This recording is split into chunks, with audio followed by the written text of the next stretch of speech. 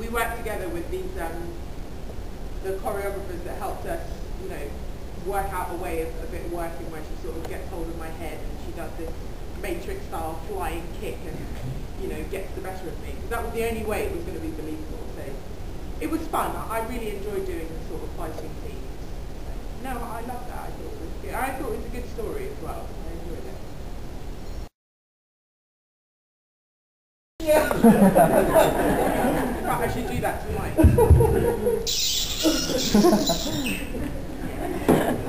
Thanks, darling. I can't remember what the line was. Something what do you think I do? Call someone with a jammy dodger. Thank you, my love.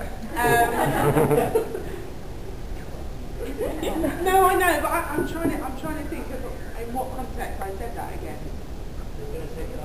Yeah, because that's when they confiscated my biscuits. Okay, and she said something along the lines of, "Why you think me go and do? Carve your face with my jammy dodger."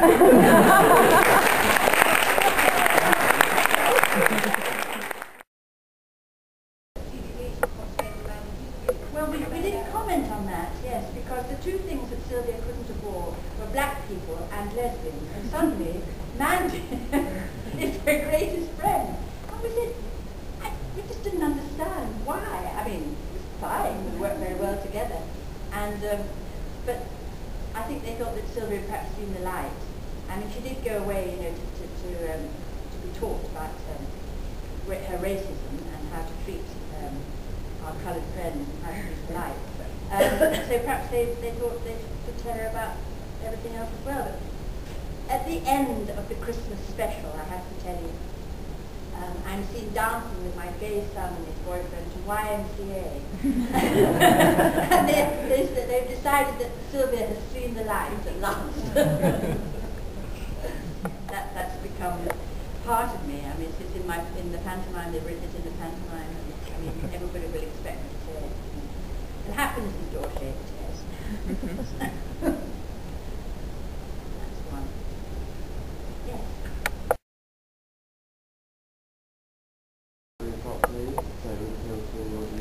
Yeah. I mean, we touched on this briefly last night. It was really difficult because as much as I like doing, and I do quite like doing harrowing stuff, we both quite like a good old Harrow, don't we, tearjerker. But that, to me, just slightly crossed the realms of reality, because obviously a lot of the things that I had to do, like the mammograph and I can't remember what it's called, but you know, when you have the gel smeared on you, and of course that was already happening, albeit I didn't have, thank goodness, you know, the breast cancer, but I was in the wards and I was going through things like that, so you can't help but think, you know, well, what if, you know, God forbid, or, you know, or just think about, you know, the poor people that have actually, you know, or are actually going through it. But since then, both of us have had great, you know, great reactions, and I've had women, kills me now, hug me in the street, and you just think, well, that's enough, do you know what I mean? We did it good. It was so funny because it was so awful. Yeah. And I remember this girl who I hadn't seen for years decided to contact me and come in and see me at the set. And I had the wig. The wig also was extremely small and it shrunk. I don't know why. It shrunk overnight. And you put it on in the morning and this thing would start to levitate by lunchtime. It was so hideous. And underneath you've got your hair scraped back and, you know, the top of a stocking or something. I mean, you look revolting. Yeah. You never want anyone to see you in that. And I remember she came in, it had been a very hard day, and I think the thing was now about to go off into the stratosphere, and I was really tired because we have to get up at 5 in the morning to get there for 7, you know. And she turned up, and she used to think I was quite nice looking, and you could see the disappointment on her face.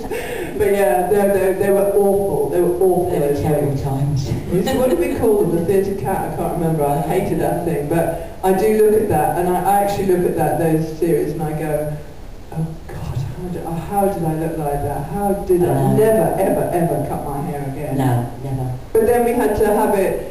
When we came back for the next series, because it was meant to be under a 6-month interval, we did have to cut our hair to a certain level. Yeah. But no, the wigs had to go. I couldn't stand it. It was like having it was so tight. It was like having like screws put in your head.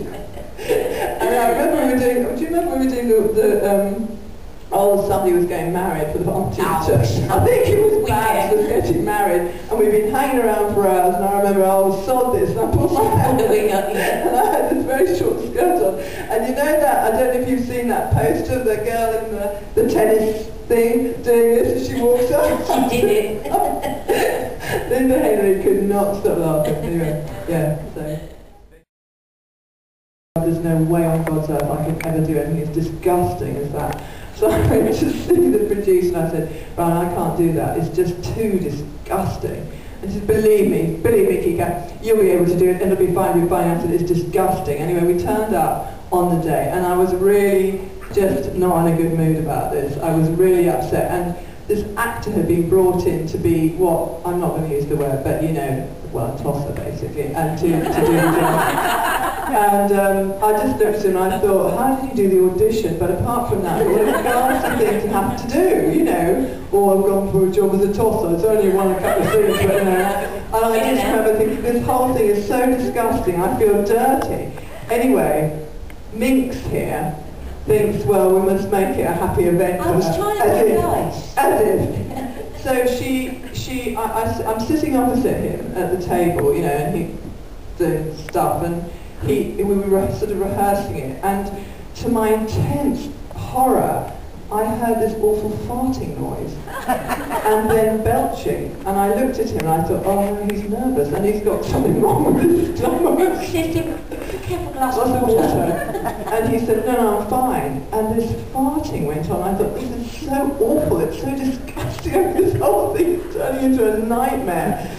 And eventually I said, I'm sorry, could someone get him a glass of water? Could we have a glass of water over here? Thinking, what am I going to do? I can't do this scene with this man. It's bad enough as it is, but farting and belching through it, this is really good. I looked over, and half the crew and cast are doubled up laughing because she's given him a fart machine. That's what she's done, to make me laugh, because I found it so disgusting. But so that was, I will never forget that. I will never forget that. And he was in on it. It was such a nice chap off the slope. Anyway, yeah. It did break the ice. It broke, yes, it broke everything, didn't it? Yeah.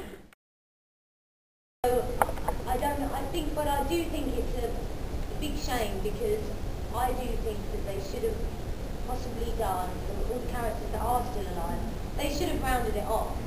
I think it's really unfair that that didn't happen.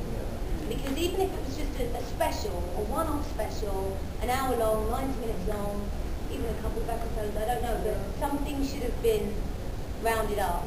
The prison exploded, I don't know, something, anything, but you know, I think that's a bit unfair for you guys. And I would have been happy to yeah, absolutely. I mean, I think the writers they were going to sort of explore more my character and why she is, you know, and that would have been interesting. But also, it's quite an interesting dynamic as soon as you killed Natalie. I think I'm going to have a breakdown again. Because she's a good baddie, but she's had to, you know, she's had to lower herself to my level to kill me. Do you know what I mean? So in doing that, I think that would have been quite interesting to explore. What would that have done to you mentally, knowing that you've done that? But